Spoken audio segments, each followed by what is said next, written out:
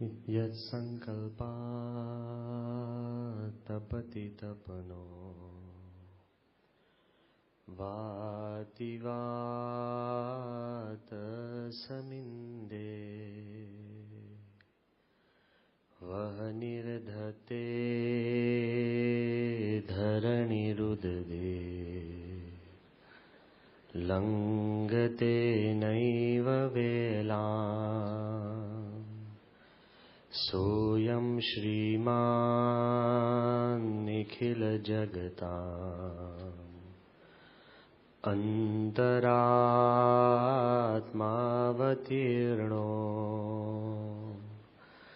धर्मं रक्षन् दिशतु कुशलम् स्वामिनारायणो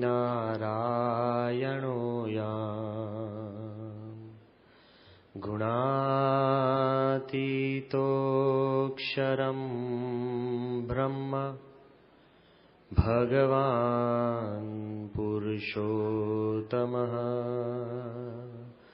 जनो जानन्निदां सत्यां मुच्यते भवबन्धनात्। श्री स्वामिनारायण भगवाननी जय। अक्षर पुरुषोत्तम महाराजनी जय। गुणातीतानंद स्वामी महाराजनी जय। भगत जी महाराजनी जय। शास्त्री जी महाराजनी जय। योगी जी महाराजनी जय। गुरु हरि प्रमुख स्वामी महाराजनी।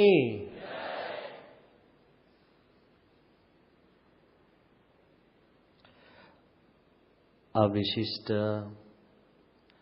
કિશોર સંમેલનની અંદર મારો આજનો વિષય છે સત્પુરુષ એક સાચા મિત્ર.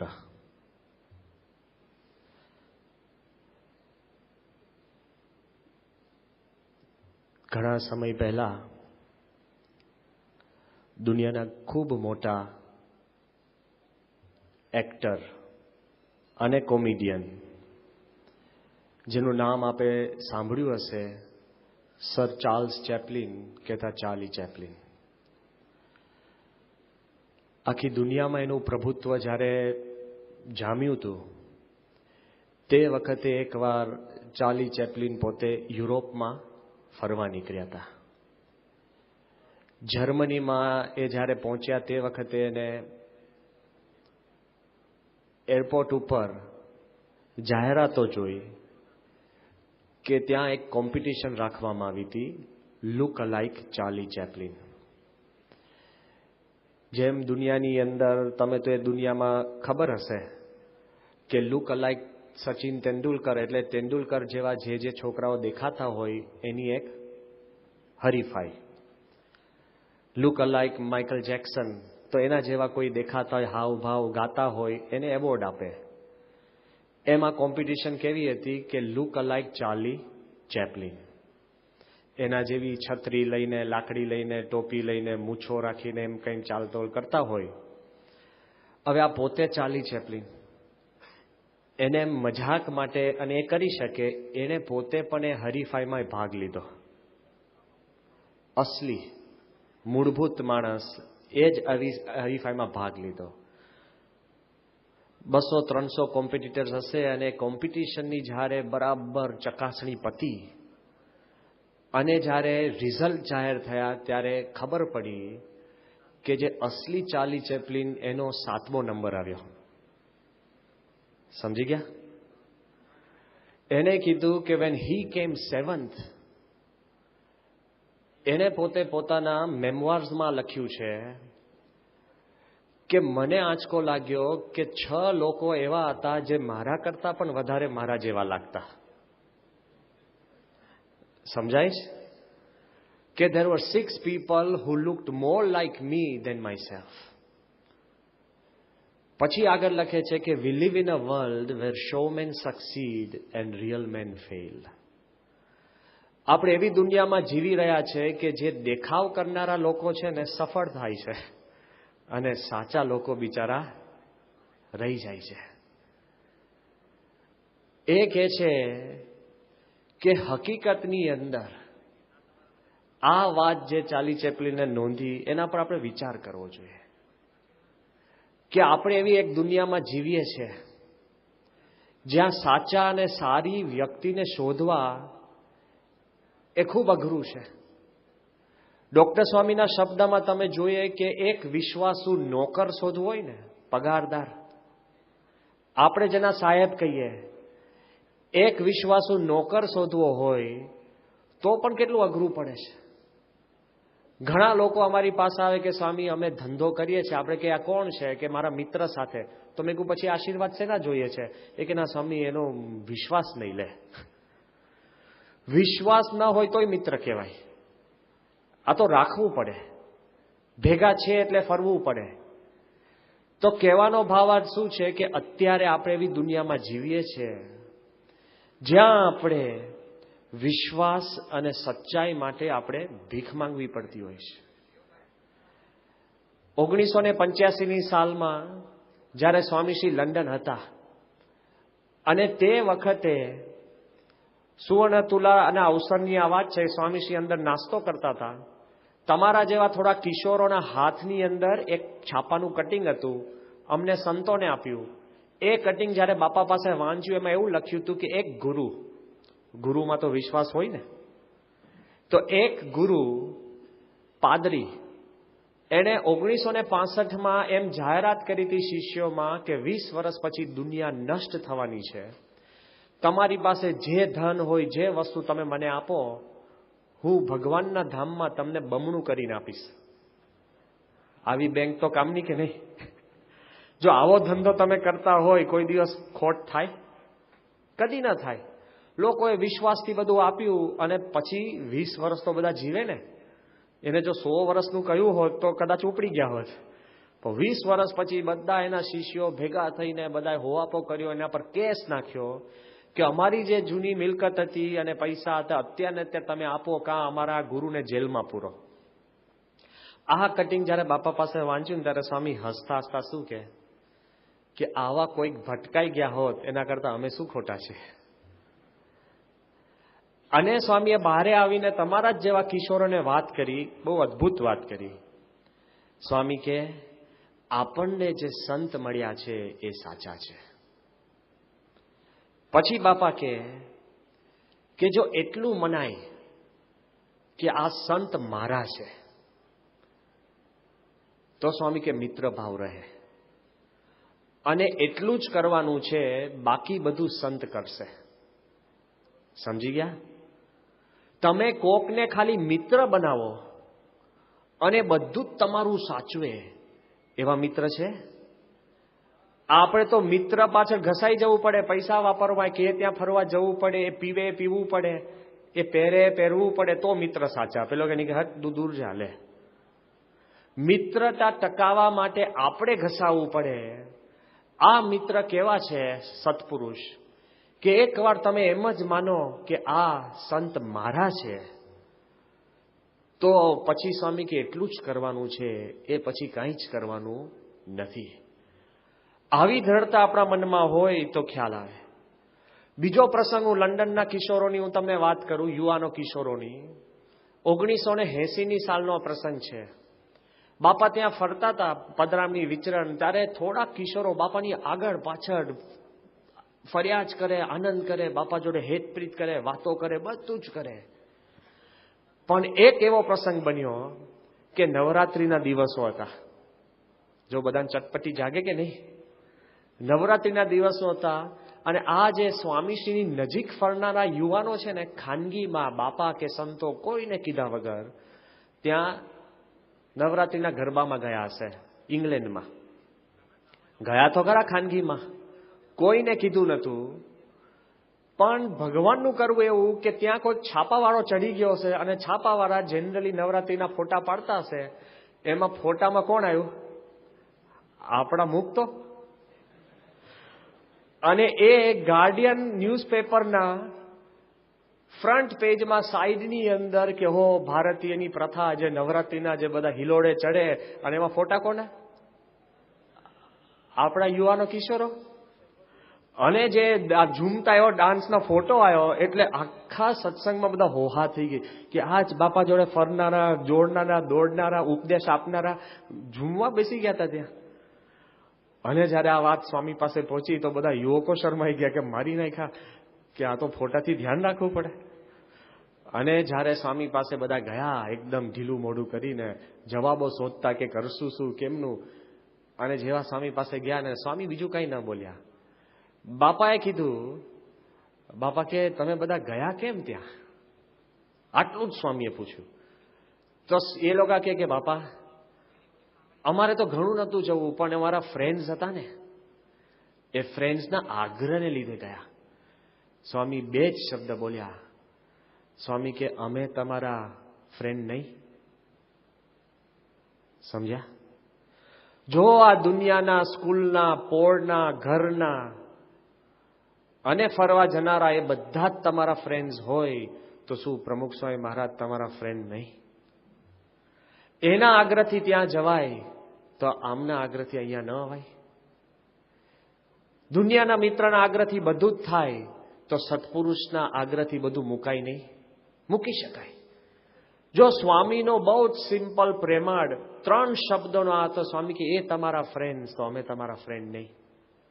આટલું જ સ્વામીએ કહ્યું. હવે પછી બાપાએ કીધું વાંધો નહીં, તમને આગળ જતા સમજાશે. અત્યારે એ જ છોકરાઓ આ 30 વર્ષ પછી જે લગ્ન કર્યા, ઘરબાર થયા, દુકાનો કરી, ધંધા કર્યા, ભણ્યા, એના પડે પડે બાપા બાપા બાપા કહીને દરેક જગ્યાએ માર્ગદર્શન લીધા. અત્યારે એ છોકરાઓ અત્યારે તો વડીલ થઈ ગયા. અમને શું કહે છે ખબર કે જે મિત્રો અમારી જોડે નોરતામાં હતા ને એ પછી ક્યારેય અમને મળ્યા નથી કે અમને પૂછ્યું નથી. પ્રમુખ સ્વામી એક અમારા મિત્ર સાચા કે અખંડ અમને પૂછતા રહ્યા છે. જો યાદ રાખજો, there is a difference. Anybody can become your friend for a moment. ક્ષણ માત્ર માટે કોઈ પણ તમારો મિત્ર બની શકે છે. કોઈને તમારા પૈસા પડાવવા હોય તો મિત્ર બનીને, તમારી ટિકિટે પિક્ચર જોવું હોય તો મિત્ર બનીને, તમે ક્રિકેટ જતા હોય ને એની પાસે કોઈ ગાડી ન હોય તો મિત્ર બનીને. આ દુનિયામાં કોઈ પણ ક્ષણ માત્ર માટે તમારો મિત્ર બની શકે છે. એક સત્પુરુષ જ એક છે કે આખી જિંદગી મિત્ર રહે છે અને જન્મો જન્મના મિત્ર છે. આ જો આપણા મનની અંદર ધડતા થાય તો કોઈ દિવસ આપણને આ પ્રશ્ન જ ના રહે. પણ હું તમને જે વાત કરું છું ને એ વાત સમજવી થોડીક અઘરી છે. કે ભગવાને બુદ્ધિ આપી છે, ભગવાને લાગણી આપી છે, ભગવાને આપણને ઉંમર આપી છે, તો એ સમજવી કેમ અઘરી છે? તો જરા તર્કબદ્ધ સમજજો. બાળક નાનો હોય ને ત્યારે એની દુનિયા કઈ છે? Toys are his world. રમકડા એની દુનિયા છે. જો એનું રમકડાનું ઘર તમે લઈ લેશો તો રડારડ કરશે. એના જે ઘરમાં રહે છે એમાં પાણી લીક થતું હશે ને બાળકને પડી નથી. સમજાય છે? રમકડું એનું સાચવશે પણ દિવાલ ઉપર લીટા કરશે. એની માટે દુનિયા કઈ છે? રમકડા. Toys are his world. એમ તમારી જેમ કિશોર અને યુવાન થાય ને ત્યારે ફ્રેન્ડ્સ આર હિઝ વર્લ્ડ. મિત્રો છે ને તમારી દુનિયા છે. મિત્ર ફોન કરે ને તો સરકીને જતા રહો.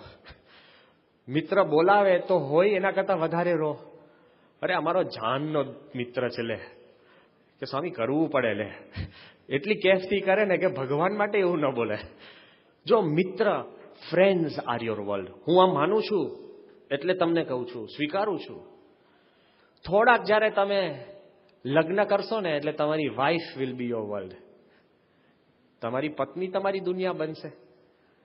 તમને નહીં ગમે તોય આ બધું તો તમે ઈચ્છાથી મિત્ર વર્લ્ડ બનાવો છો. પેલી તો કહેશે જ હું તારી દુનિયા છું, ટાઈમે આવી જવું, મોડા ન જવું, કહું તે કરું, મારે જે જોઈએ તે આપવું, પૈસા તું કમા હું વાપરું. આ હું આખી સાયકોલોજી કહું છું.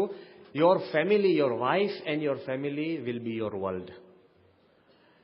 જેમ તમારા ઘરની અંદર ભીંસ આવશે અને તમે કમાતા થશો ત્યારે શું થશે ખબર છે? Money will be your world. પૈસા તમારી દુનિયા થશે. બેંકમાં રાખવું, ક્યાં રાખવું, શેરમાં રાખવું, પછી શું રાખવું, આમ શું કરું, ક્યાં સંતાડું. આખી દુનિયા પૈસાની ત્યાં ગોડામ કરતી પડશે. અને જ્યારે તમે વૃદ્ધ થશો ને, અમારી ઉંમરના, જો તમે જ્યારે વૃદ્ધ થશો ત્યારે memories will be your world. સ્મૃતિ તમારી દુનિયા બની જશે. અમે આ કરતા હતા, બાપાએ આ લાભ આપ્યો હતો, આમ ફરતા હતા, પગ ના ચાલતા હોય પણ બહુ દોડ્યા હતા. જુઓ, toys are your world, friends are your world, family is your world, money is your world, and then memories are your world. અત્યારે તમે જે દુનિયામાં જીવો છો એની અંદર મિત્રો એ તમારી દુનિયા છે. હું એમ નથી કહેવા માંગતો કે તમારા મિત્રો એ ખોટા છે, એવું કહેવા માંગતો જ નથી. પણ અત્યારે અમે જે કાંઈ કહીએ ને, મિત્રનું જેટલું મનાય ને એટલું ભગવાનનું ના મનાય. ગુણાત્યાન સ્વામી સંતને કીધું કે ભાઈ તું આ વંડી કર ને. પેલો કે ના મારે નથી કરવું, થાકી ગયો છે, બહુ કામ કરું છું, પછી કરીશ, અત્યારે નહીં ફાવે. ગુણાત્યાન સ્વામી જોયું કે એને કોની જોડે મિત્રતા છે? બીજા સંત જોડે. હેત હતું, મિત્રતા હતું. ગુણાત્યાન સ્વામી એવું કીધું કે ભાઈ તું તારા મિત્રને કે ને વંડી કર. પેલો આરામથી સૂતો તો, પેલો બાજુમાં જઈને પેલા લાત મારી ગઈ, હે ચાલ વંડી કર. હો ચાલો ચાલો ચાલો લે. જો મિત્રના દાવે છે ને બધું જ તમે કરવા તૈયાર થશો. લોકો સિગરેટ, બીડી, ડ્રગ્સમાં કેમ ચડે છે? અમારા નળ દુખી જાય કહેતા કહેતા કે ન પીવો, ન કરો. ને પેલો ખાલી એક જ લગાવ ને યાર એક ઓર, અને કે તને દુનિયા બદલાઈ જશે. તો સિગરેટ પીવે કાંઈ મિત્ર ના બળે. મિત્રનું બળ એટલું બધું હોય છે ને, ફ્રેન્ડશીપનું, કે ભગવાનનું ના મનાય ને એનું મનાય. જો શ્રીજી મહારાજે નથી કહ્યું કે સંત જીવના સાચા સગા છે? કહ્યું છે ને, સંત જીવના મિત્ર છે. મહારાજે કીધું કે સંત સાથે તમે મિત્ર ભાવ રાખો. તો પણ જ્યારે ઇક્વેશન મૂકીએ ને, સરવાળો, તો આપણા મનમાં ક્લેરિટી થાય કે જેટલો આપણે પ્રેમ મિત્રો પાસે હોય ને એટલો સંત કે સત્પુરુષ માટે અંતરથી હોતો નથી. કહે ખરે નહીં આવે તો ખરાબ લાગશે, જોશે તો વિમલ સ્વામી પૂછશે, એમ નહીં. It should be from within. જો એ મનની અંદર હોય તો આપણને ખબર પડે.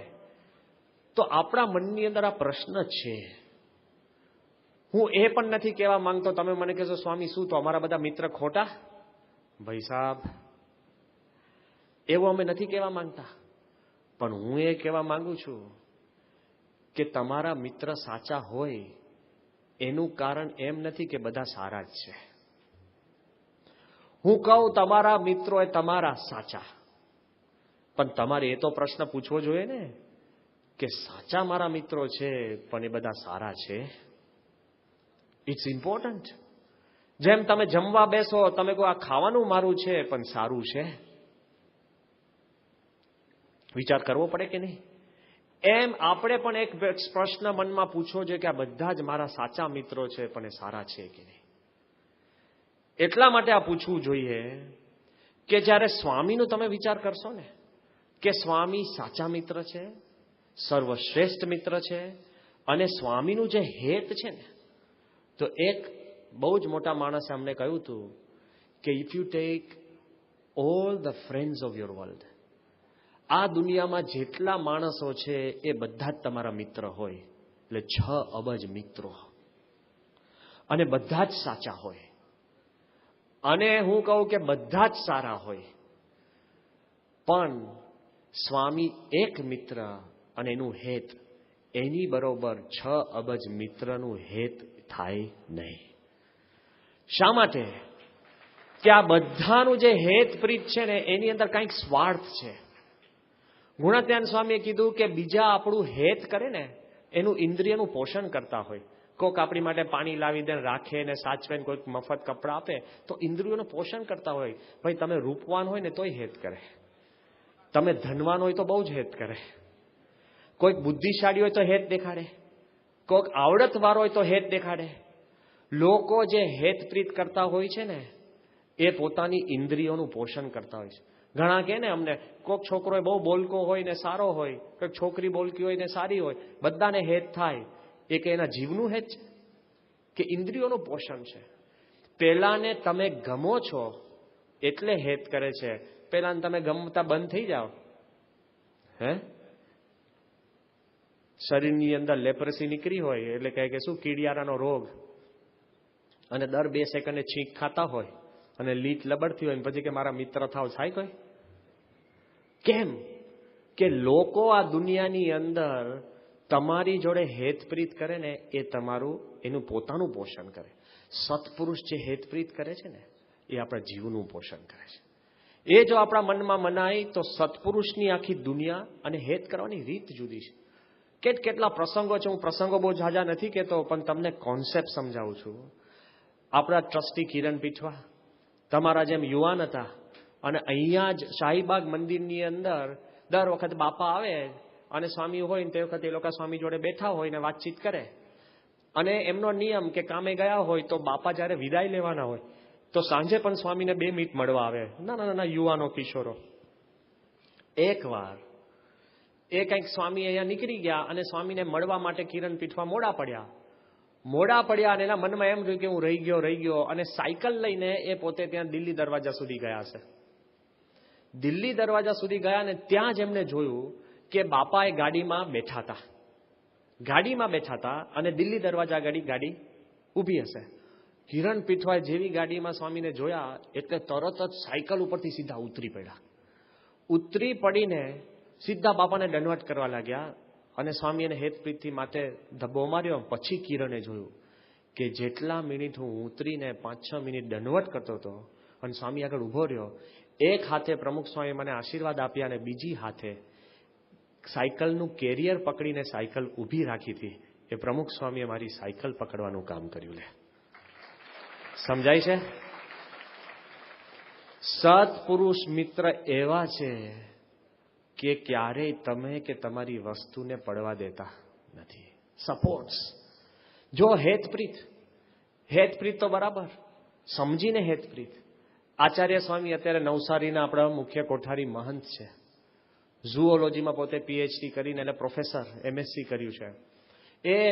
એ લગભગ 66 કે 67ની સાલમાં વિદ્યાનગરમાં હતા. સત્સંગી બહુ નહીં, વિરોધ કરે. એ પોતે પોતાની રૂમમાં રાતના 12 વાગે વાંચતા હતા. પ્રમુખ સ્વામી રાતોરાત ત્યાં પહોંચ્યા. રહેવાની કોઈ જગા નહીં, નાની આપણી હોસ્ટેલ. અને તે વખતે જયકૃષ્ણ ભગત એ બધા સૂઈ ગયા છે. જેવા રાતની એક જ લાઈટ ચાલુ હતી, સ્વામી ત્યાં ગયા ને બાપા કે તમારે જો વાંધો ન હોય તો અમે અહીંયા પોટલા નાખીને અમે સૂઈ જઈએ. કોની ત્યાં? પ્રમુખ સ્વામી મહારાજ આખી સંસ્થાના પ્રમુખ, એને રહેવાનો કઈ ઉતારો નહીં. અને યુવકોની રૂમમાં સ્વામી કે અમે સૂઈ જઈએ, રાત સૂઈ જઈએ, કાલ સવારે જઈશું. પૂછ્યું પેલા કે હા બાપા કે સ્વામી વાંધો નહીં, એકદમ આશ્ચર્યચકિત. અને તે વખતે સ્વામીએ કીધું કે તમે અત્યારે શું કરતા હતા? કે અમે વાંચતા હતા. હવે આ લોકોના મનમાં છે ને ચાની તડપ. 12 વાગ્યાનો સમય થયો, ચા પીવાનો સમય થયો, ચા ન પીવે તો જગાય નહીં. ઘણાને હોય ને એવું બધું. એ કે આ તો ભરાઈ ગયા, પ્રમુખ સ્વામી આવી ગયા, હવે ચા બનાવશું કેમ, પીશું કેમ? અને આ લોકોએ વિવેક કર્યો કે ભાઈ ચા નહીં તો આજે આપણે ઉકાળો પીએ, કંઈક પીવું તો છે જ. એટલે ધીરે એને બાપાને શું કીધું કે સ્વામી તમે ઉકાળો લેશો? સ્વામી કે તમે વાંચો અને અમે ઉકાળો બનાવીએ. આમને એમ હતું કે પ્રમુખ સાહેબ ઉકાળો બનાવી દઈએ અને અમે ચા બનાવીને પીએ. પણ હવે તો બાપાએ શું કીધું કે તમે વાંચો, હું ઉકાળો બનાવી દઉં, જો અમને કેવો આવે છે. ભરાઈ ગયા ને. એના મનમાં એમ થયું કે હવે કેવો કે નેવો, ઉકાળો તે ઉકાળો જ ને, મળશે શું આપણને? ઉકાળો. ચા રહી જશે. સ્વામી અંદર પાછળનાની પેલી બાલ્કનીમાં ગયા. સ્ટવ ને આ બધું બન્યું હતું અને સ્વામી અંદર આ લોકો તો વાંચતા હતા, મન ત્યાં. અને થોડીક વાર પછી પ્રમુખ સ્વામી મહારાજ 2 કપ લઈને આ છોકરાઓ પાસે આવ્યા અને શું હતું ખબર છે? ચા બનાવી હતી. સ્વામીએ યુવકો માટે ચા બનાવી હતી અને આ છોકરાઓ દંગ થઈ ગયા અને પછી ચા પીધી. અને પછી એમણે કહ્યું કે સ્વામી તમે બધું સમજી ગયા? સ્વામી કે જે માલ સામાન પડ્યો હતો ને એટલે હું સમજી ગયો કે તમારે શું પીવું છે. જો સત્પુરુષ લાગણી સમજીને સેવા કરે છે યુવકોની, કિશોરોની. પછી આ લોકોએ કીધું કે આ તો બહુ સારા સંત છે કે આપણું સમજે છે કે સ્વામી સંતો સવારે છે ને અમને વહેલા ઉઠાડવા આવે છે, તો જો વહેલા ઉઠાડવા સંતો આવે ને તો તમે એમનું કહેજો કે આ લોકો છે ને મોડા સુધી જાગ્યા છે એટલે આ લોકોને સુવા દો. આ લોકોને લાગ્યું આપણે વધારે લઈ લઈએ ને કન્સેશન, સવારે સંતો જયારે ઉઠાડવા આવ્યા ત્યારે બાપાએ છે ને સંતોને કીધું કે આ લોકો મોડા સુધી જાગ્યા છે, આ લોકોને હમણાં ઉઠાડતા. સંતો કે સ્વામી અમને કેવી રીતના ખબર પડે કોણ મોડું કોણ વહેલું? એટલે સ્વામી આ લોકોને ઉઠાડ્યા. સ્વામી કે જુઓ, તમારી વાત પણ સાચી છે અને આ લોકોને કેવી રીતના ખબર પડે કે કોણ વહેલું કોણ મોડું સુઈ ગયું છે, અને આ લોકોની પણ વાત સાચી છે. એટલે ઉઠાડે ત્યારે ઉઠી જવું લે. પછી મહિના પછી પ્રમુખ સ્વામી જયારે ફરીવાર આવ્યા ત્યારે સ્વામીએ આચાર્ય સ્વામીને પૂછ્યું કે ચા બનાવી દો? એ કે સ્વામી અમે ચા છોડી દીધી. જો પ્રમુખ સ્વામી મહારાજ એવો હેતપ્રીત કરે સમજણથી, લાગણીપૂર્વકથી, કે યુવાનો કિશોરોમાં ખેંચાય. આવા તો હું તમને કેટલા પ્રસંગો કહું, કેટલા પ્રસંગો. મહાન સ્વામી યુવાનમાં હતા અને જ્યારે એક ટ્રેનના ડબ્બામાં પ્રમુખ સ્વામી અને મહાન સ્વામી બેઠા અને પછી બીજા ડબ્બામાં જવાનું થયું ત્યારે મહાન સ્વામી પોતાની થેલી ભૂલી ગયા અને માંડ ઉપર ચડ્યા ત્યારે સ્વામીએ શું કીધું, તમે શાંતિથી બેસી જાઓ, હું જઈને તમારી થેલી બીજા ડબ્બામાંથી લઈ આવું. કરી શકો તમે? આપણે તો આપણો સામાન લઈને ચડી ગયા ને માંડ સીટ મળી, પગ પોળા કરીને બેસી અને થેલી ઘુસાડતા પેલા કે તું તારી લઈ આવ, તારી જગા સાચવી રાખું છું. લે આપણે છે ને એની સેવા કરતા હોય છે, એની જગા સાચવી એની આપણને ભાગ્ય માનતા હોય. બહુ મોટું કામ કર્યું, જગા સાચવી લે. આપણું બધું છે ને સગવડિયું ખાતું હોય. પ્રમુખ સ્વામી મહારાજ નાનામાં નાની વસ્તુ એ પ્રેમથી કરતા હોય છે. યજ્ઞવલ્લભ સ્વામીને સેંકડોથી વધારે પત્રો લખ્યા યુવાનીની અંદર.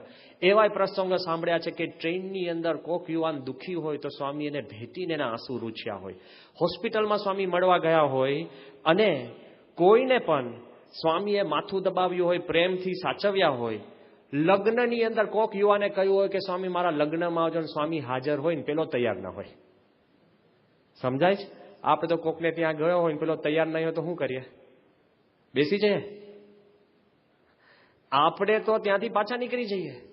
સ્વામી શ્રી લગ્નમાં ગયા હોય ને કોકના ફુલેકાની અંદર પણ યુવકોને રાજી રાખવા સ્વામી ફર્યા હોય, એવા પ્રસંગો છે. કોક યુવાન ઇન્ટરવ્યુ આપવા જતા હોય ને પ્રમુખ સ્વામીએ 15 મિનિટ કાઢીને એનો સમય લીધો હોય ને કીધું તારે શું બોલવું. ઇન્ટરવ્યુ પણ પ્રમુખ સ્વામીએ શીખવાડ્યા, જમતા શીખવાડ્યું છે. પરદેશની અંદર એક યુવાન જૈન, એના મનની અંદર કોઈ સત્સંગ નહીં, પણ એના મનમાં હતું કે પ્રમુખ સ્વામીને હું રણમાં લઈ જાઉં અને મારી ગાડીમાં બેસે અને હું ડેઝર્ટ રાઈડ અપાવું. સ્વામી 3 ગાડીઓ પડી હતી અને અંતર્યામી રૂપે સ્વામી નરેન્દ્ર જૈનની ગાડીમાં બેઠા. એટલો જ પ્રસંગ.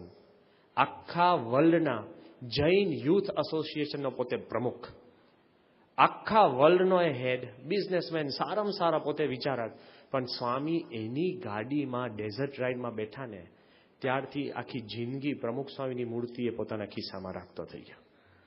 વિચાર કરો, ક્ષણિક માત્ર માટે નહીં, પણ સ્વામી જુદી જુદી રીતે હેત કરીને યુવાનોને પોતે ખેંચે છે. પણ ક્લાઇમેક્સ ક્યાં?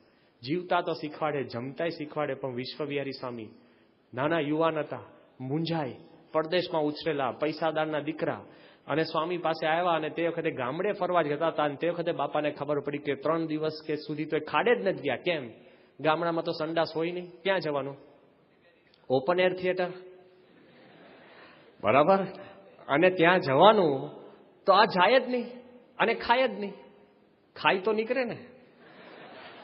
તો એ કે જેટલા મૂંઝાય તો સ્વામી એને વાલથી બોલાયા અને સ્વામી કે શું પ્રશ્ન છે? કે બહુ મોટો પ્રશ્ન છે.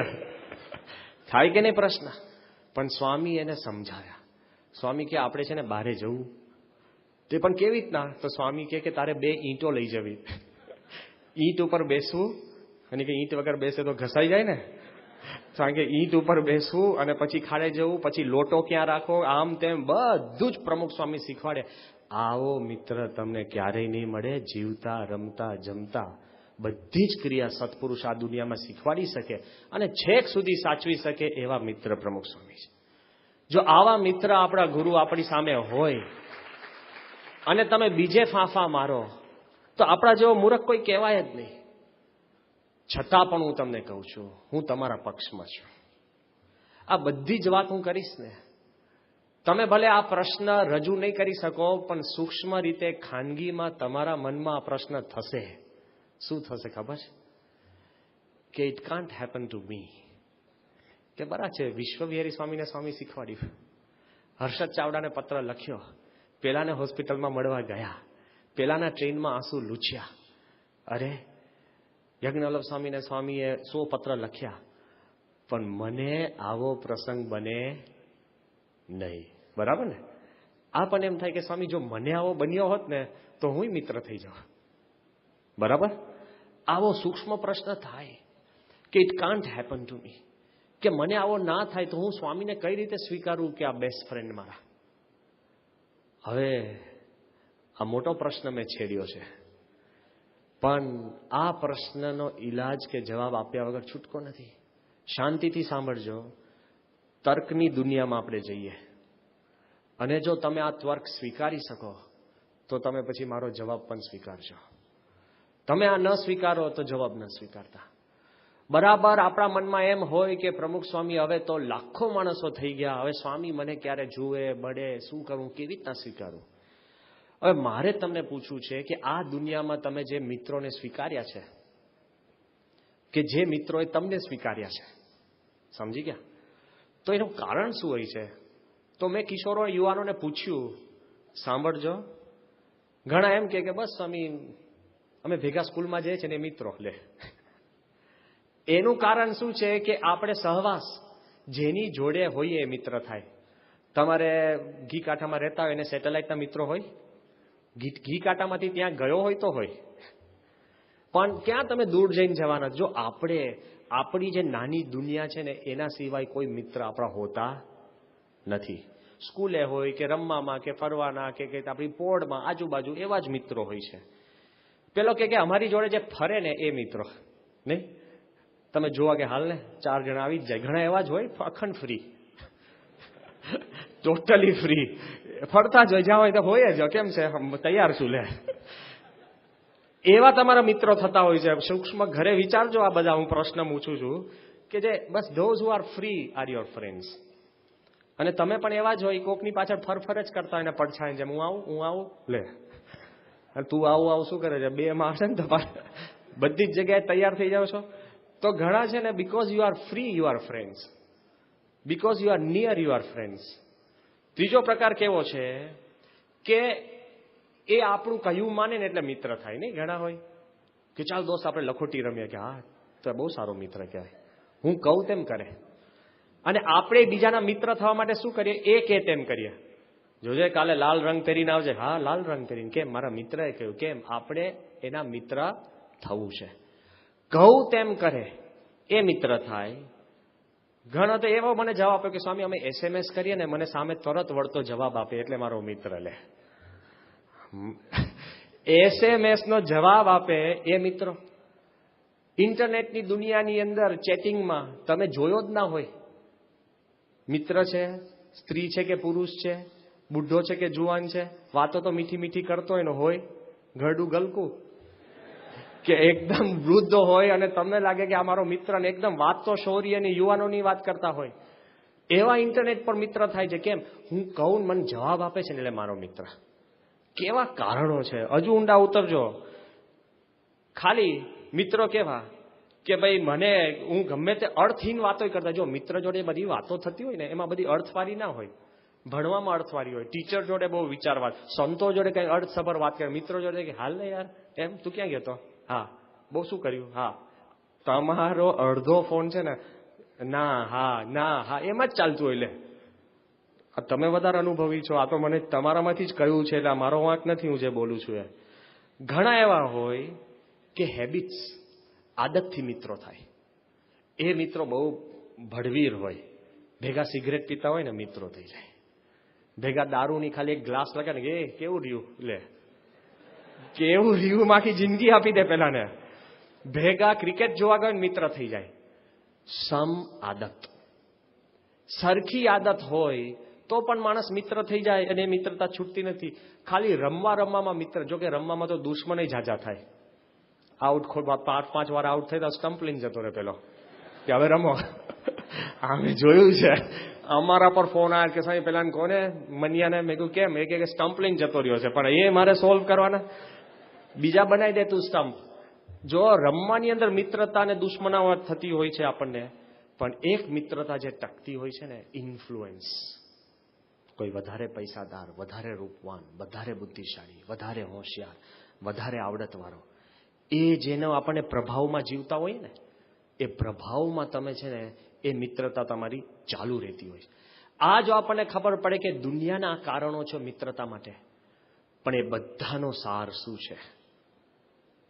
આ બધી મેં વાતો કરી ને, સરખા કપડાં, સરખી આદત, સરખી જગ્યાએ સરખી રમત, સરખી વાતો, સરખી એ બધાનું મૂળભૂત શું જ ખબર છે? સરખું કેમ કરીએ છીએ આપણે? સ્વીકૃત થવા. સમજાય છે? આપણે 5 માણસો જે ગાળો બોલતા હોય, આપણે ગાળો બોલતા કેમ શીખીએ છીએ? કે એ ગ્રુપમાં સ્વીકૃત થઈએ.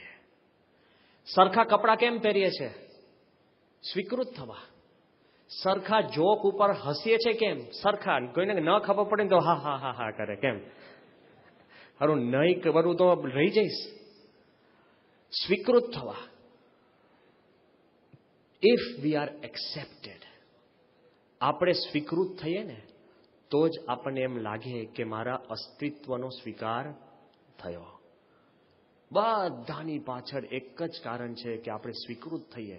એમાં 2 પ્રશ્ન થાય છે. આપણા કરતા મોટા અને હોશિયાર માણસ હોય ને એને સ્વીકૃત થવા શું કરવું પડે? એના ગુલામ થવું પડે. કેમ કરવું પડે? અને આપણા કરતા નાના હોય એને સ્વીકારવા માટે શું કરવાનું?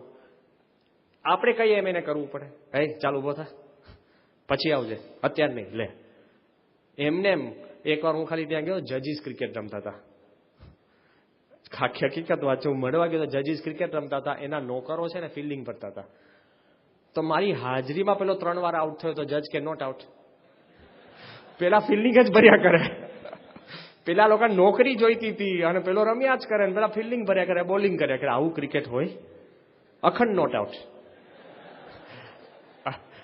અખંડ નોટ આઉટ. એમ તમે જ્યારે મોટા હો ત્યારે પેલામાં અખંડ નોટ આઉટ, અને તમારા મિત્ર મંડળ મોટું હોય તો તમે અખંડ આઉટ. સ્વીકૃત થવા તમે બધું કરતા હોય છે. દુનિયામાં જે કોઈ લોકો તમને સ્વીકારે છે ને એ કન્ડિશનલી સ્વીકારે છે. હું કહું તેમ તું કર તો સ્વીકારીશ. પ્રમુખ સ્વામી તમારા, ભલે તમારી જોડે કોઈ પણ જિંદગીમાં પ્રસંગ ન બને, કોઈ વાર સ્વામી તમારી જોડે ડાયરેક્ટ વાત પણ ન કરે, પણ પ્રમુખ સ્વામી તમારા શ્રેષ્ઠ મિત્ર કેમ? આ બધા જ દુનિયાના મિત્ર જોડે તમે સ્વીકૃત થવા આંટા મારતા હો છો. પ્રમુખ સ્વામીએ તમને અનકન્ડિશનલી સ્વીકાર કર્યો છે. સ્વામીએ આપણને એક્સેપ્ટ કર્યા છે અનકન્ડિશનલી. એટલા જ માટે એ તમે જેવા છો તેવા પ્રમુખ સ્વામીએ સ્વીકાર્યા છે. ભલે થોડાક નિયમ ધર્મ આગા પાછા હોય, પ્રમુખ સ્વામીએ સ્વીકાર્યા છે. એ કે ને તમારાથી બધું ન થતું હોય, સ્વામીએ તમને સ્વીકાર્યા છે. મહારાજે કહ્યું કે તમે મારા કહેવાયા છો તો મારે તમારામાં તલ માત્ર કસર રહેવા દેવી નથી. સ્વીકાર્યા છે. આટલા બધા ઉચ્ચ હૃદયવાળા કોઈ મિત્ર મળશે નહીં. દરેક મિત્ર તમને 4 વાર એનું કયું નહીં કરો ને તો કાઢી મૂકશે. 2 વાર એના જેવા કપડાં નહીં પહેરો ને, અરે તમને કે સિગરેટ પી ન પી, કે હા તો એકદમ બાયલો છે એમ કે તમને રવાના કરી દે, લે. અને પછી સુરવીર થવા સિગરેટ પીએ અને આખી જિંદગી ગુલામી કરવાની પછી સિગરેટની. આ બાજુ પ્રમુખ સ્વામી મહારાજે જે રીતે આપણને સ્વીકાર્યા છે ને કે હી એક્સેપ્ટ્સ અસ અનકન્ડિશનલી.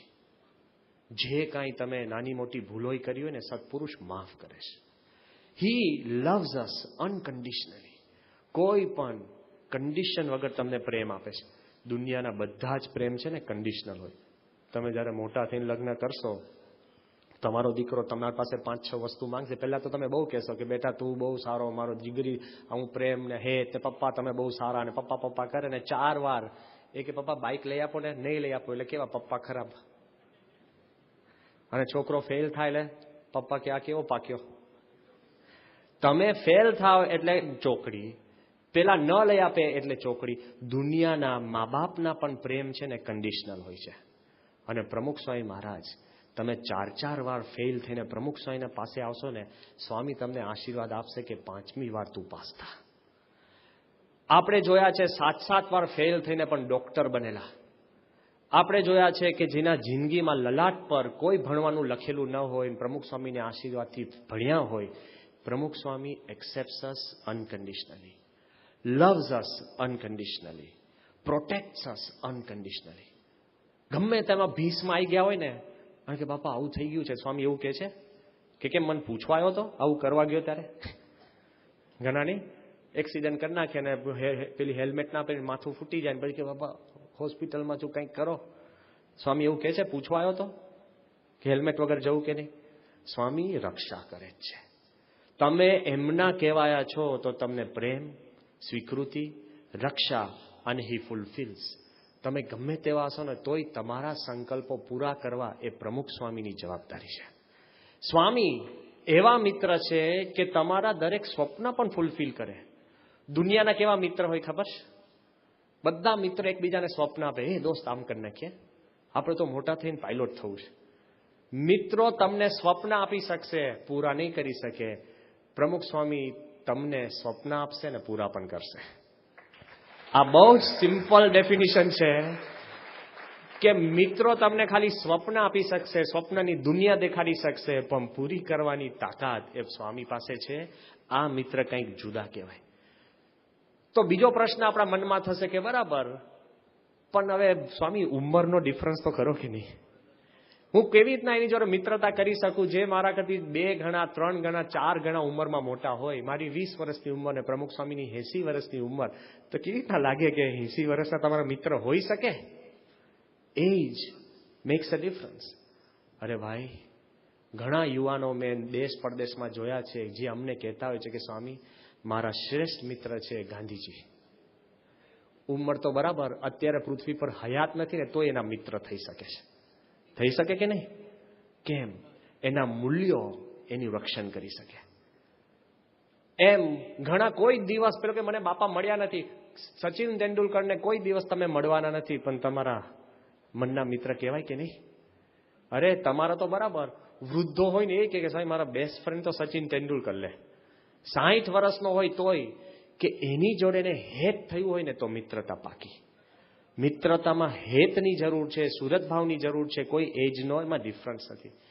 મોટામાં મોટી વાત એ છે કે દુનિયાના એક્ટરો પણ તમારા સૂક્ષ્મ મિત્ર બની જતા હોય છે મનમાં, પણ એ બધા મિત્ર તમારી જિંદગીને છે ને નેગેટિવ ઇન્ફ્લુઅન્સ કરતા હોય છે. પ્રમુખ સ્વામી એવા મિત્ર છે કે જે આપણને પોઝિટિવ ઇન્ફ્લુઅન્સ કરતા હોય છે. 4-5 પ્રકારના મિત્રો હોય. ઘણાની તાળીવાળા, તાળી મારે એટલે હા હે હી વાળા મિત્રો હોય. બીજા થાળીવાળા, જ્યાં હોય ત્યાં ભેગા જમવા હોય ને હોય જ, એટલે થાળીવાળા હોય. પછી ત્રીજા પાડીવાળા.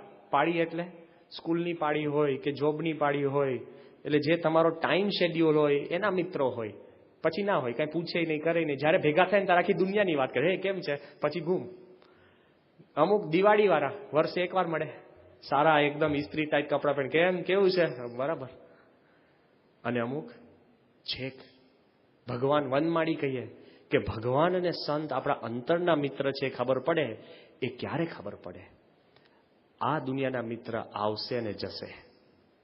ભગવાન અને સંત અખંડ આપણી પાસે રહેશે, ઓલવેઝ અવેલેબલ. અને એ તમને અખંડ અંતરથી સ્વીકારે છે.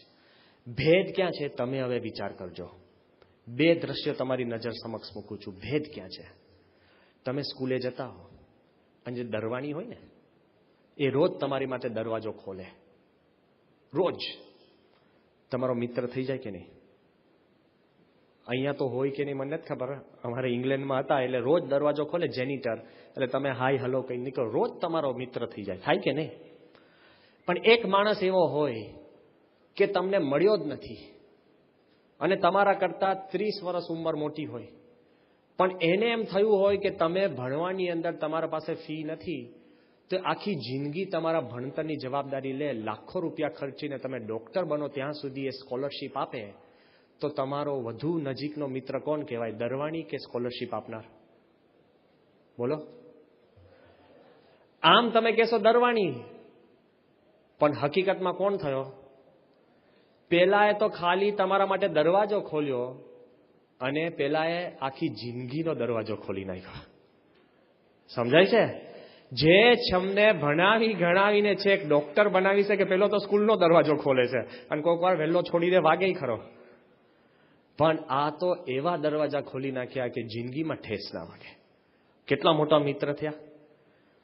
તમારે આંખની અંદર કરચલીઓ પડે અને તમે મેકઅપ લગાડો. હવે તો પુરુષોય મેકઅપ લગાડતા થઈ ગયા છે. બરાબર? અને મેકઅપ લગાડો ને કરચલીઓ દૂર થઈ જાય. અને રોજ જે તમને મેકઅપ લગાડે એ તમારો મિત્ર થયો કે નહીં? હા. પણ કોક એવો માણસ મળે કે કરચલીઓ જ દૂર કરી દે, તો કેવો? અત્યારે કરચલીઓ નથી ને એટલે તમને એનો પ્રશ્ન નથી ખબર. હજુ થશે ને જયારે ત્યારે લાગશે કે ઓહ આમ થઈ ગયું, આંખ લબડી ગઈ, ધોળા વાર આવી ગયા, વાર ક્યાં ગયા? તો તે વખતે મનમાં મૂંઝારો થશે. આપણે એ જ કહેવું કે તમને એક દિવસ માટે રૂપવાન બનાવે એ મિત્ર સાચો કે આખી જિંદગી તમારો ચહેરો બદલી દે એ મિત્ર સાચો? જો એ મિત્ર કંઈક જુદા હોય છે. હજુ ત્રીજી હું વાત કરું, તમને પગ દુખતા હોય ને રોજ કોક તમારા પગ દબાવવા આવે, આપણે લાગે આ મિત્ર બહુ સારો કે રોજ પગ દબાવે છે. પણ બીજો મિત્ર હોય તમને એવો ઈલાજ કરી આપે કે જિંદગીમાં પગ દુખવાનું મટી જાય, તો કયો મિત્ર વધારે સાચો અને સારો? જિંદગી પર ના જવાબો. એમ તમે કૂવામાં રમવા ગયા હોય અને બે મિત્રો કે હે હાલો ચાલો બોલો અંદર કૂદીએ, અને બધા જ ધબાક દઈને કૂદો, મજા આવી. કૂવામાં ભૂસકો એટલે બહુ સારું, પણ તરતા ન આવડતું હોય પેલો મિત્ર તો ખરો જ ને. હે બધા જ એકદમ હુડુપ કઈને કૂદીને પડી ગયા. હવે જેને તમને કૂવામાં નાખ્યા એ પણ મિત્ર છે, અને જે ઉપર આવીને તમને કૂવામાંથી બહાર કાઢે એ પણ મિત્ર છે. આમાંથી કયો મિત્ર વધારે સાચો? જો હવે સમજાવવા લાગ્યું ને. જે તમને પ્રશ્નમાં મિત્ર ભાવે નાખે છે, હું કહેતો ખોટો મિત્ર નથી, પણ સારો કયો? જે તમને કાઢે.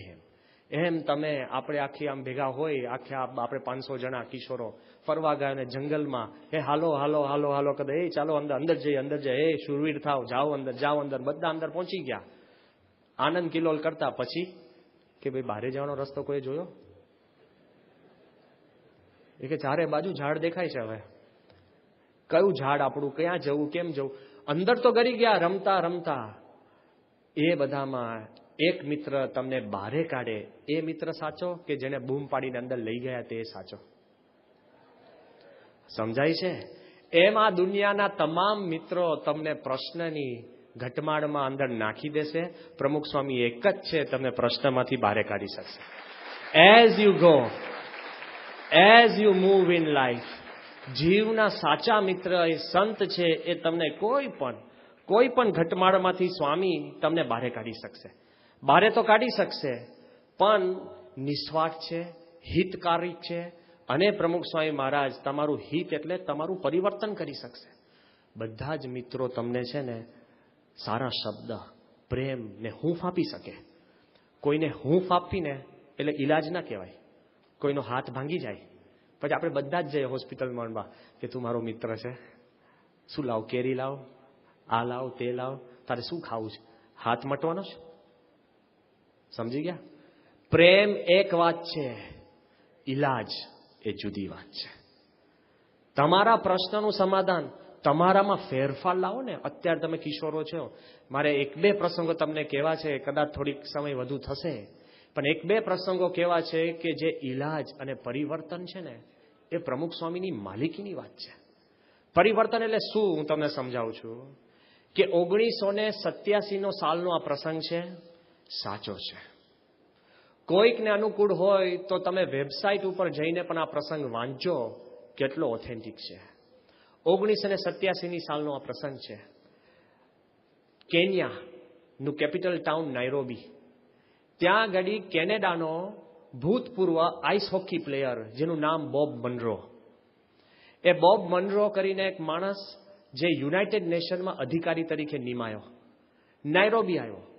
એને આફ્રિકા કે નાઇરોબીમાં કઈ રસ જ નહોતો, કારણ કે ઠંડો પ્રદેશ, આવ્યો ગરમીની અંદર. એના મનની અંદર રમત ગમત માટે શોખ. એકવાર એ ગાડીમાં ફરવા નીકળ્યો હશે અને ફરતા ફરતા નાઇરોબીમાં એક વેલી છે પહાડોની અંદર, જેનું નામ છે ધ મથારે વેલીઝ. એ જે ખીણ છે, એ ખીણની અંદર 250,000 સ્લમ્સ, 2.5 લાખ ઝૂંપડાઓ.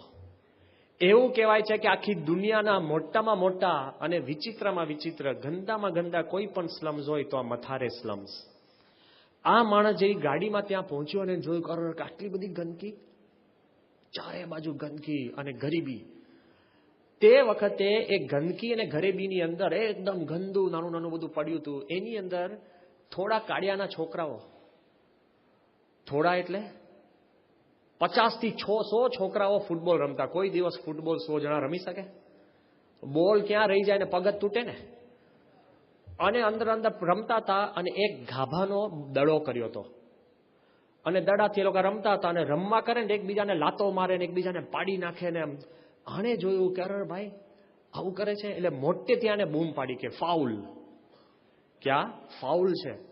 જેવી બૂમ પાડી એટલે બધા જ કાળિયાઓ જોવા લાગ્યા અને બોલવા લાગ્યા કે મઝુંગુ. મઝુંગુ એટલે શું? ધોળિયો. સમજી જાય, કાળિયા અને ધોળિયામાં કોઈ દિવસ બનાવ હોય નહીં. સાંભળજો જો, આ માણસને મનમાં એમ થયું એટલે ધીરે રહીને ગયો અને પછી બધા કાળિયાઓને કીધું ગંદકી ગંદકી. એ કે આવી રીતના છે ને ફૂટબોલ ના રમાય. તો પેલો કેવી રીતના રમાય? કઈ નિયમ ખબર નહીં, બોલ શું છે ખબર નહીં, પણ ફૂટબોલ ફૂટબોલ કરતા બધા એકબીજાને લાતો મારતા હતા. આના મનમાં ખાલી એક દયા આવી કે ચાલો ને આટલા ગરીબ છે. બીજે દિવસે એ ફૂટબોલ લઈને આવ્યો ને, સાચો ફૂટબોલ, તો 1000 છોકરાઓ ભેગા થયા. એક બોલ ને 1000 છોકરાઓ. એક બોલ ને 100 છોકરાઓમાં પગ તોડે તો 1000 છોકરામાં તો ઊંધા લટકાવે જ ને. રમાય ફૂટબોલ. આને થયું કે આ છોકરાઓની આંખોની અંદર રમવાનો આટલો બધો અંદર ક્રેઝ છે. એટલે એને છોકરાઓને શું કીધું કે જો ગંદકીમાં ફૂટબોલ ના રમાય, હું કાલે આવું છું, તમે આ એરિયા સાફ કરી નાખો. તો બધાએ ભેગા થઈને સાફ કર્યો. સાફ કરીને ત્યાં એને બોલ મૂક્યો. પછી એને નિયમ કર્યો કે દરેક રોજ દિવસે એ ત્યાંથી ઓફિસેથી છૂટે, 15 મિનિટ ત્યાં આવે અને છોકરાઓને ભેગા કરે અને ત્યાં ગળી સાફ કરાવે અને દરરોજ જુદી જુદી જગ્યા સાફ કરાવે. 1000 છોકરા મંડી પડે એટલે ગંદકી રહે, સાફ થાય ને ત્યાં રમે, સાફ થાય ને ત્યાં રમે. અને બધાને છૂટક છૂટક કોકને બેસાડે, કોકને રમાડે. પછી 2-3 માણસો એકવાર એ ટીમ માટે જર્સી લઈ આવ્યો. ધીરે ધીરે એને નિયમ સમજાવે. પછી એને એક નિયમ કર્યો કે આ ફૂટબોલ રમવા મારે ત્યાં આવવું હોય એને દારૂ કે ડ્રગ્સ લેવાય નહીં. ફૂટબોલ માટે છોકરાઓએ દારૂ ને ડ્રગ્સ છોડવા લાગ્યા. આખી હું કથા તમને નથી કહેતો અને ટૂંકમાં હું તમને કહેવા માંગુ છું. 87ની સાલમાં બોબ મનરોએ છોકરાઓને એક ફૂટબોલથી શરૂ કર્યું અને 1 વર્ષની અંદર આ મથારે સ્લમ્સની ફૂટબોલ ટીમ આખા કેન્યા દેશની ચેમ્પિયન ટીમ બની. ફૂટબોલમાં 1 વર્ષમાં 4 વર્ષની અંદર, આ તો જેમ લીગ ટીમ કહે ને ગુજરાત, 4 વર્ષની અંદર એ લોકો લખે છે કે આખા કેન્યા દેશની ફૂટબોલ ટીમમાં 11 પ્લેયર્સ મથારે ટીમના. કેટલી પાવરફુલ ટીમ થઈ ગઈ. ક્લાઇમેક્સ એ કે છે કે ધીરે ધીરે એને રમવાનું શરૂ કર્યું તો અત્યારે 1999ની સાલ સુધીમાં કે જે 1000 છોકરાઓ રમવા આવતા હતા એની બદલે 16,000 છોકરાઓની ફૂટબોલ ટીમો થઈ ગઈ. અને આને નિયમ સાફ સૂફી આખા ઝૂંપડપટ્ટીને દુનિયાના શ્રેષ્ઠતમ અને ચોખ્ખામાં ચોખ્ખા રહેઠાણ માટેનો પણ ઇલકાબ મળ્યો. છોકરાઓ મંડી પડ્યા, 20,000 છોકરાઓ મંડી પડ્યા. આ તો 10 વર્ષના પછીનો હું પ્રોસેસ કહું છું. એક જ દુનિયામાં ફૂટબોલ ટીમ હશે મથારેમાં, શું ખબર છે? 1000 ફૂટબોલ ટીમ થઈ ગઈ. એક જ લત્તામાં 1000 ફૂટબોલ ટીમ. અને એની અંદર નિયમ શું કે તમે રમવા આવ્યા હોય, સાંભળો, અને કોઈ પ્રશ્ન થાય તો એકલો કેપ્ટન જ રેફરી જોડે વાત કરે. અત્યારે તો ટીમમાં નહીં, બધા વિટરાય વરે. આપણે ભૂંડા કહેવાય ને, બધા વિટરાય વરે. કેટલા નિયમમાં આવી ગયા. પણ તમે રમવા બેઠા હોય અને તમારા સપોર્ટર્સ જો હો આપો, હુરીઓ કે ધમાલ કરે ને તો તમે જીત્યા હોય ને તોય તમે હારી ગયેલા બતાડવામાં આવે છે. મેદાનમાં આવી જાઓ. આપણા સપોર્ટર્સ જઈને પછી બોટલો નાખે તો પાકિસ્તાન અખંડ હારે જ ને. કારણ કે પેલા જીતે તો સપોર્ટર્સ ગાંડા થાય, કાંઈક તો કરે.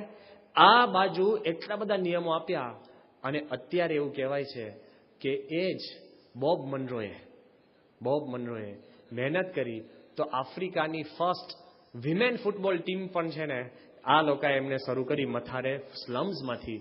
પણ કોઈ પણ સામે હતું ધોળિયો ને કાળિયા, ઠંડા પ્રદેશ કેનેડામાંથી ને ગરમ પ્રદેશની અંદર, ભણેલા ને અભણ, કાળા અને ધોળા, છોકરાઓ નાના એ પોતે મોટો, ઓફિસર અને ગંદકીમાં ચોખ્ખાઈ. કોઈ પણ જગ્યાએ સામ્ય હતું, પણ હેતપ્રીત હતું ને તો પરિવર્તનનો ચમત્કાર થયો કે નહીં? બધા જ ડ્રગ્સ ફ્રી, બધા જ સેવામાં લાગી ગયા. એ છોકરાઓ ભણવા માંડ્યા. કોઈ પણ ઇનામ આપવામાં આવે ને, કોઈ પણ ફૂટબોલ સારું રમે તો ઇનામ પૈસાનું નહીં, ભણતરનું જ ઇનામ. તમે ભણતા હોય તો તમારે ફી ભરી દે.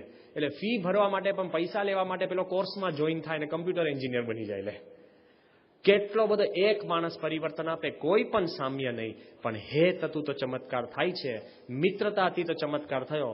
એમ સ્વામીમાં ને આપણામાં કોઈ સામ્યતા નથી. એ દિવ્ય અને આપણે માઇક, એ સત્પુરુષ અને આપણે સામાન્ય મનુષ્ય. એમાં ભગવાન અખંડ રહે અને આપણે ક્ષણ માત્ર માટે નહીં. એવી પરિસ્થિતિમાં પણ હેત થશે ને તો આપણું પરિવર્તન પ્રમુખ સ્વામી મહારાજ કરી દેશે. જો આપણા મનની અંદર આ હેતપ્રીત થાય તો કોઈ દિવસ આપણને આ વાંધો આવતો નથી. અને સ્વામી એવા મિત્ર છે કે જ્યારે આખી આપણી દુનિયા નીકળી જશે ને, આખી દુનિયા, તોય સત્પુરુષ ત્યાં હશે. તમે સાચું બોલજો. એક સેટેલાઇટનો યુવાન બાપા જોડે આવ્યો, એના ફાધર હતા, અને સ્વામીને કીધું કે સ્વામી, મારામાં એક કુટેવ છે. એના બાપુજી પણ હતા. જો બાપુજીના મનમાં માન હોય, છોકરો નિષ્કપટ હતો. બાપા કે શું કુટેવ છે? કે સ્વામી જૂઠું બોલવાની. એટલે સ્વામી કે આપણે જૂઠું ના બોલવું, જૂઠું બોલો તો અત્યારે અહીંયા હેરાન થઈને ભવિષ્ય બગડે ને જન્મ જન્માંતર આપણું જીવ બગડે ને આમ તેમ વાત કરતા. એ કે બાપા પણ મને મજા આવે છે. સાચો છોકરો કહેવાય ને, બાપા મને મજા આવે છે.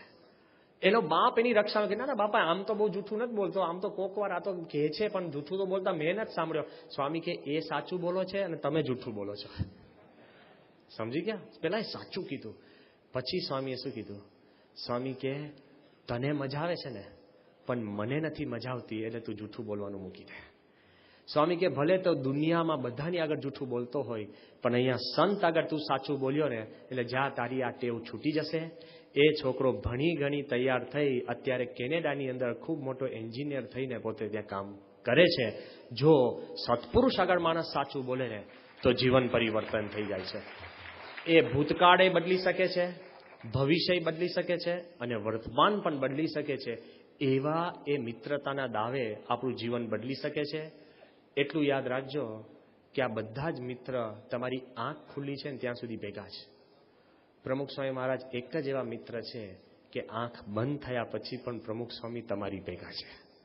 છેક અક્ષરધામમાં પણ સ્વામી હાથ પકડીને તમને લઈ જઈ શકશે એવી સ્વામી પાસે તાકાત છે. તમને એક છેલ્લો પ્રશ્ન થતો હોય અને થશે કે સ્વામી બધું જ મારું જાણે છે અને નિસ્વાર્થ છે, હિતકારક છે અને એ અંતર્યામી છે, તો કેમ મારું ભવિષ્ય મને કહી નથી દેતા? એમને ખબર તો હશે ને કે હું આટલી બધી મહેનત કરીને 12માં ફેલ થવાનો છું, તો કહી જ દે ને, તો ઝંઝટ ના કરીએ. સમજી ગયા? સ્વામીને ખબર છે કે નહીં કે હું એન્જિનિયર થઈને પછી નોકરી માટે આંટા મારવાનો છું, તો શા માટે મને એન્જિનિયર બનવાના આશીર્વાદ આપે છે? શા માટે ભણવાના આશીર્વાદ આપે છે? જો આપણા મનમાં પ્રશ્ન થાય, આપણને એમાંય પ્રશ્ન થાય કે જો સ્વામી જાણે છે કે મને એક્સિડન્ટ થવાનો છે, કેમ નથી કહી દેતા? સ્વામી જાણે છે કે હું ધંધો કરવાનો છું પણ મને પછી ખોટ થવાની, તો કેમ નથી કહેતા? અરે સ્વામી જાણે છે કે લગ્ન થયા પછી મારા ડિવોર્સ થવાના છે, તો પહેલેથી કહી દે ને કે હવે ના લગ્ન કરું.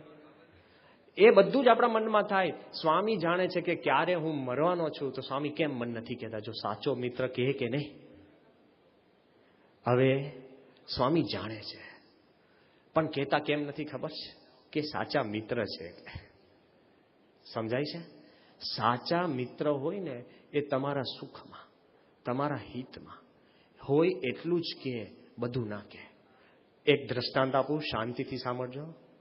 અને આમાં તમને ખબર પડશે, જો ભવિષ્યનું તમે જાણો ને તો શું પ્રશ્ન થાય. 1946ની સાલનો આ પ્રસંગ છે.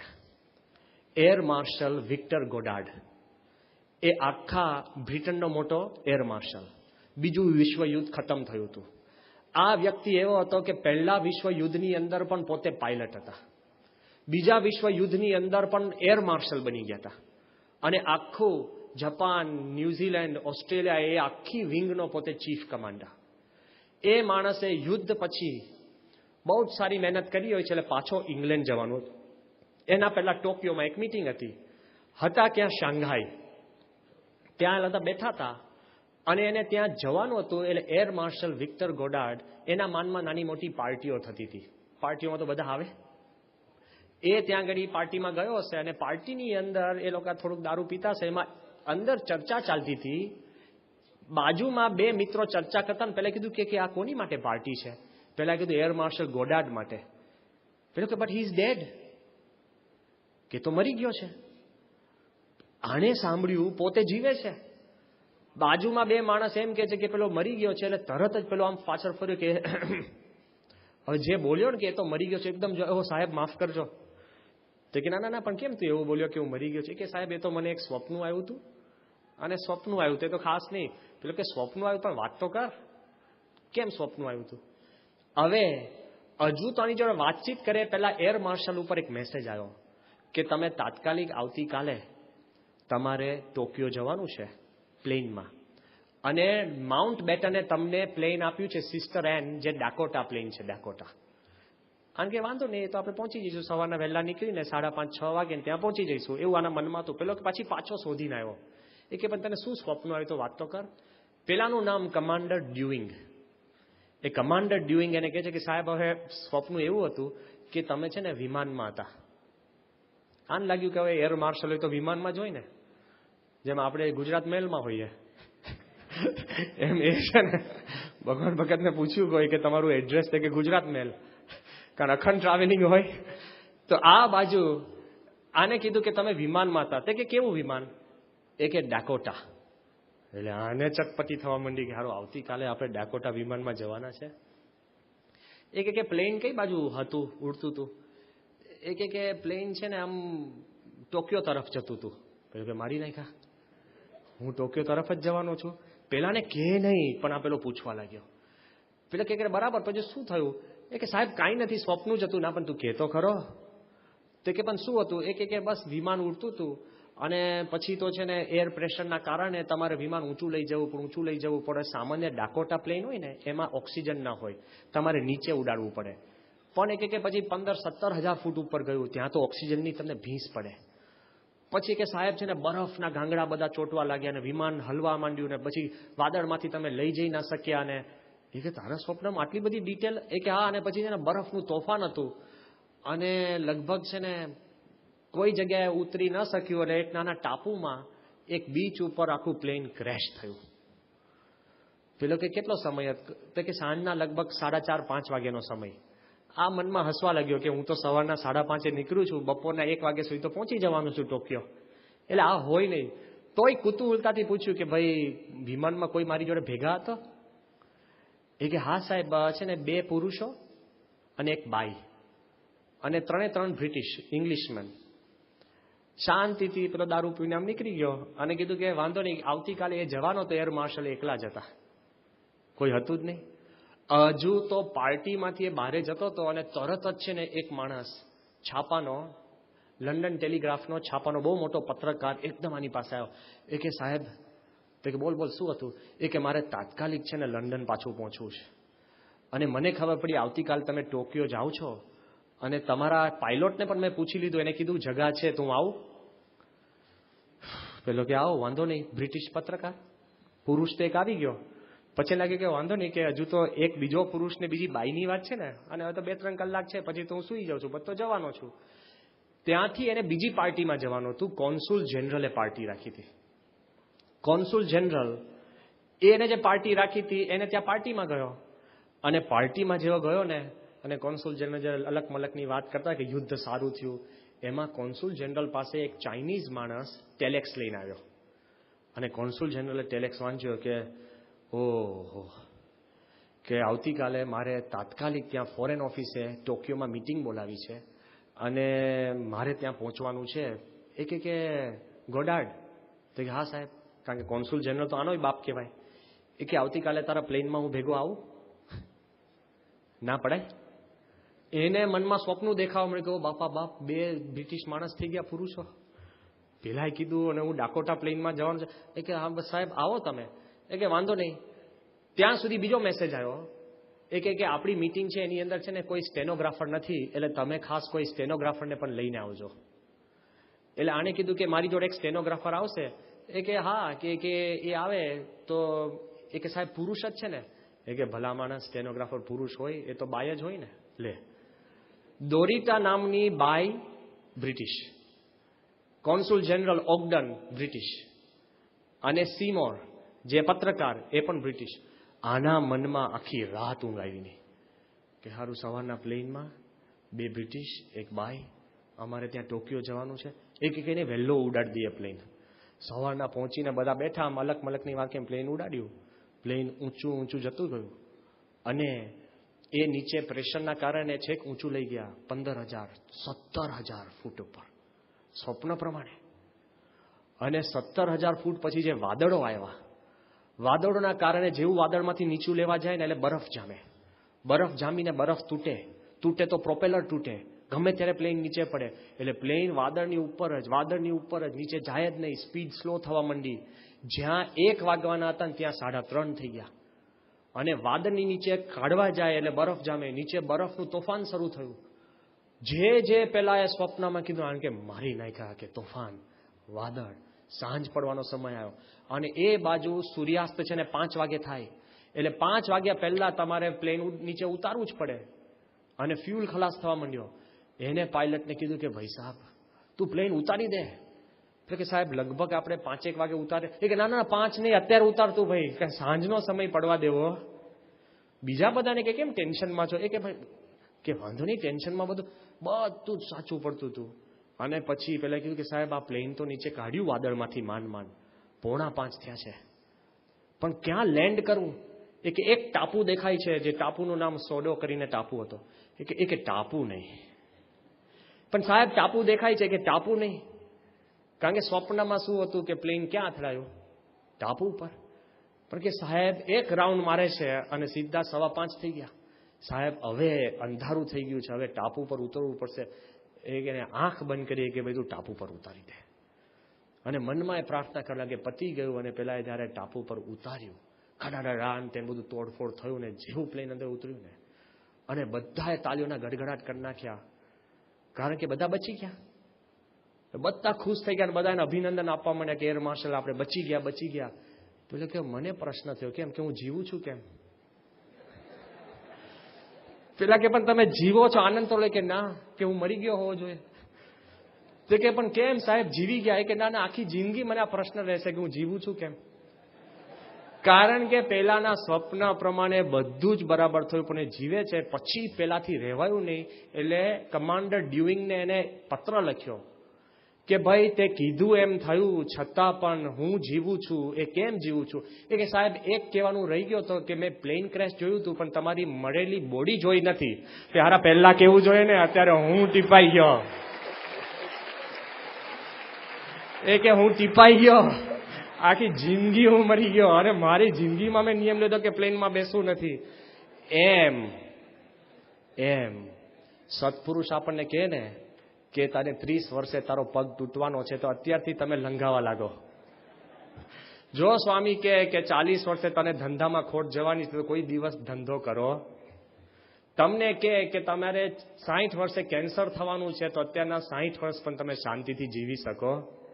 જો સત્પુરુષ આપણને નથી કહેતા, એ આપણા સુખના કારણે નથી કહેતા.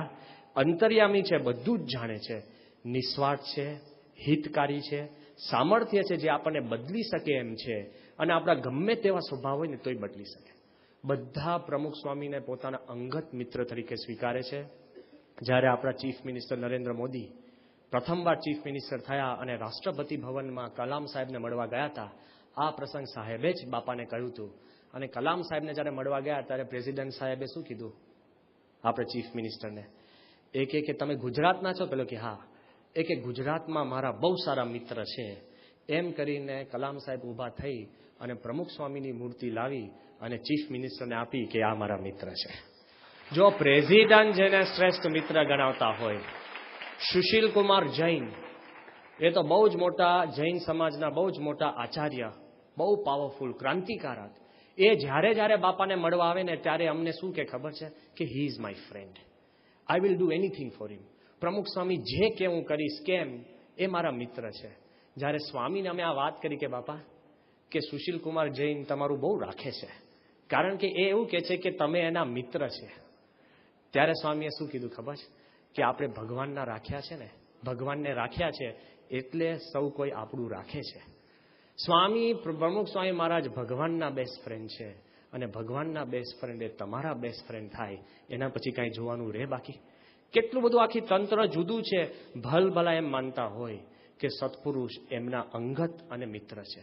નાના કોઈ આદિવાસીનો છોકરો હોય કે સામાન્ય માણસ હોય કે મોટો વેપારી હોય, એ બધાના મિત્ર એ પ્રમુખ સ્વામી જો બની શકતા હોય તો આપણે જે એના કહેવાયા, આપણે જો સ્વામીને આપણા બેસ્ટ ફ્રેન્ડ તરીકે ન રાખીએ તો આપણા જેવો કોઈ મૂર્ખ નથી.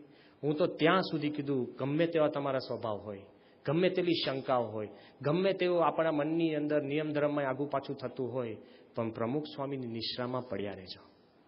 કેમ? એનો ચમત્કાર છે. આ છેલ્લો પ્રસંગ કહીને આપણે પૂરું કરીએ.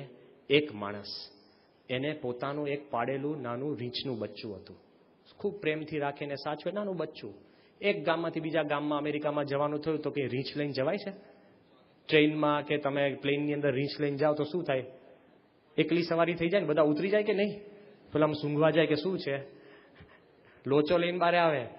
હવે આ માણસે એમ થયું કે મારું પાડેલું પ્રેમાળ, મારું અંગત રીંછનું બચ્ચું છે, એ બચ્ચું અતિ દુઃખે એ છે ને ઝૂમાં આપવા ગયો. અને ઝૂ કીપરને કીધું આ ત્રીજા પાંજરામાં રાખજો. અને ઝૂ એ ત્રીજા પાંજરામાં રાખ્યું, રીંછનું પોષણ કર્યું, સાચવ્યું, રાખ્યું બધું. 2, 3, 5 વર્ષ પછી એ પાછો આવ્યો અને એના મનમાં પહેલી તલબ કે મારો રીંછ હું જોવા જાઉં. રીંછ તો મોટું થઈ જાય ને 5-6 વર્ષમાં, અને મોટું ત્રીજા પાંજરામાં હતું અને મોટું થઈને આમ ફરતું હતું, આનંદ કરતું હતું. આને બધા ભેગા થયા એમ કૂદીને પાંજરા પાસે ગયો. લોકો તો રીંછ જોવા આવ્યા હતા, પણ હવે બધા આને જોવા લાગ્યા. અને એને ખુશ થઈને પાંજરું ખોલી, કોઈની પાસે ચાવી લઈ અને અંદર ગયો. અંદર જઈને પેલા રીંછ જોડે ઘેલ કરે, કુસ્તી કરે ને આમ થઈને મસ્તી કરે ને થપાટ મારે ને ફેરવે ને આમ તેમ, અને લોકો બાલે તાળીઓના ગડગડાટ કરે કે વાહ વાહ. એમાં પેલો જૂનો ઝૂ કીપર ફરતો ફરતો આવીને તરત જ આને કહે કે ભાઈ તું બહાર આવે, કે હમણાં ઊભો રહે. અને કેટલા વર્ષે મળ્યો એમ કે રીંછ જોડે મજાક મસ્તી કરતો હતો. પછી ધીરે બહાર નીકળ્યો અને ખુશ થઈ ગયો.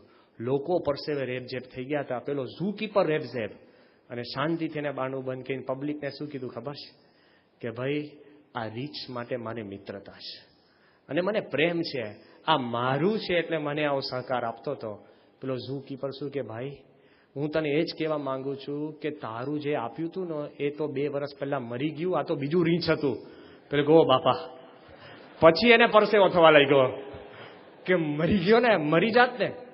પણ સાચા પ્રેમથી મિત્ર ભાવે એ ગમે તેવું પારકું રીંછ હતું ને, તો પણ એની જોડે વર્ત્યા ને તો રીંછ એનું મિત્ર થઈ ગયું કે નહીં? એમ તમારા ગમે તેવા આપણા રીંછ જેવા સ્વભાવ હોય, હિંસક, આગા પાછા, પારકા પણ આપણે હોઈએ, પણ પ્રમુખ સ્વામીની નિશ્રામાં તમે પડ્યા રહેશો તો આપણા તમામ સ્વભાવો દૂર થઈને મિત્રભાવ થઈ અને સંત સાથે મિત્ર થઈ શકશું. એ જ આજના દિવસે પ્રાર્થના. આપણે એટલું યાદ રાખજો કે દુનિયાના લોકો તમારા ફ્રેન્ડ, તો પ્રમુખ સ્વામી તમારા ફ્રેન્ડ નહીં. એટલું રાખીને આપણે સ્વામીમાં જોડાઈ શકીએ. એ જ આજના દિવસે પ્રાર્થના. શ્રી સ્વામિનારાયણ ભગવાન.